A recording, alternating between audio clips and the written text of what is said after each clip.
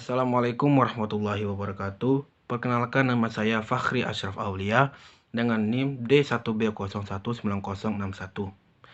Pada kesempatan kali ini saya akan menjelaskan tentang ruang lingkup ekonomi sumber daya manusia yang dalam bidang ketenaga kerjaan, yang merupakan tugas dari Dr.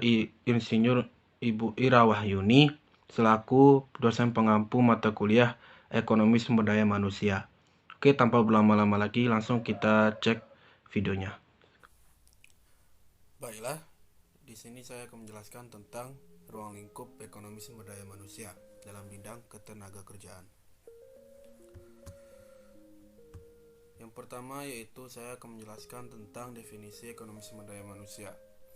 Ekonomi sumber daya manusia didefinisikan sebagai ilmu yang mempelajari tentang perilaku manusia baik perorangan maupun agregatif dalam usahanya memperoleh pekerjaan dan pendapatan atas hasil jerih payahnya di pasar tenaga kerja. Selanjutnya yaitu ada beberapa aspek yang dimiliki sumber daya manusia, yaitu pertama aspek kuantitatif, artinya jumlah penduduk yang mampu bekerja. Yang aspek kedua yaitu aspek kualitatif, artinya jasa kerja yang tersedia dan diberikan untuk produksi. Selanjutnya, tujuan pemberdayaan sumber daya manusia. Yang pertama tujuannya yaitu untuk meningkatkan keterampilan dan kemampuan kerja manusia. Yang kedua, meningkatkan taraf hidup manusia. Pemberdayaan bisa dimulai dari lingkungan kerja, lingkungan pendidikan dan latihan formal, dan yang terakhir lingkungan pekerjaan dan perusahaan. Lanjut. Perbedaan sumber daya manusia dengan sumber daya insani. Sumber daya insani adalah manusia dilihat sebagai ciptaan Allah Subhanahu wa taala yang terbaik, yang pasti memiliki kelebihan berkedudukan sebagai hamba Allah yang punya manfaat mengelola bumi dalam pembangunan manusia sebagai khalifah terintegrasi jasmani. Yang kedua, sumber daya manusia. Manusia dilihat sebagai faktor produksi kedudukan dapat digantikan mesin dalam pembangunan lebih mementingkan ekonomi. Selanjutnya itu ada pengelompokan tenaga kerja. Pengelompokan tenaga kerja bisa dibagi ke dalam beberapa bagian, yaitu yang pertama berdasarkan batas kerja. Berdasarkan batas kerja ada dua. Yang pertama yaitu angkatan kerja.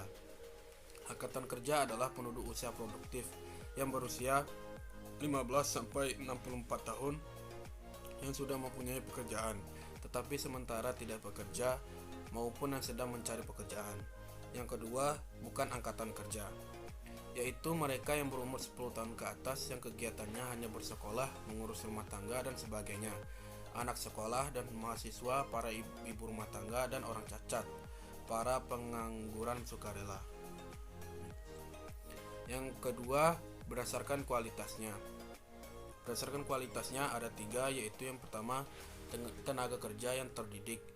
Maksudnya adalah tenaga kerja yang memiliki suatu kelebihan atau kemahiran dalam suatu bidang tertentu dengan cara sekolah atau pendidikan formal dan non-formal. Yang kedua yaitu tenaga kerja yang terlatih, yaitu tenaga kerja yang memiliki keahlian dalam bidang tertentu melalui pengalaman kerja yang telah dilalui dalam masa hidupnya.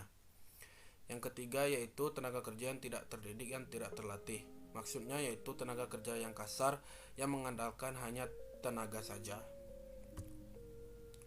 Selanjutnya yaitu peran dan fungsi sumber daya manusia dalam ekonomi. Peran yang pertama yaitu sumber daya manusia sebagai tenaga kerja. Tenaga kerja adalah penduduk dalam usia kerja 15-64 tahun yang memiliki kemampuan untuk mengeluarkan usaha setiap satuan waktu guna menghasilkan barang dan jasa. Yang kedua, sumber daya manusia sebagai tenaga ahli. Sumber daya manusia bersama-sama dengan teknologi dianggap sebagai keunggulan kompetitif untuk menjadikan sumber daya manusia sebagai tenaga ahli dalam mengejar ketertinggalan dari pembangunan ekonomi. Peran yang selanjutnya yaitu sumber daya manusia sebagai pimpinan perusahaan. Untuk menjadi seorang pimpinan perusahaan yang baik adalah seseorang yang memiliki keahlian interpersonal yang luar biasa yang akan digunakan untuk memperbaiki hubungan yang retak dengan para karyawan dalam suatu organisasi. Peran yang selanjutnya yaitu sumber daya manusia sebagai tenaga usahawan. Sebagai tenaga usahawan, maka sumber daya manusia harus melibatkan dirinya dalam proses produksi. Demikianlah penjelasan dari saya. Mohon maaf bila ada kekurangan dan salah kata. Jangan lupa pencet tombol subscribe dan like-nya. Jangan lupa juga di-share. Nantikan terus konten dari channel saya. Sampai jumpa di lain waktu. Bye-bye.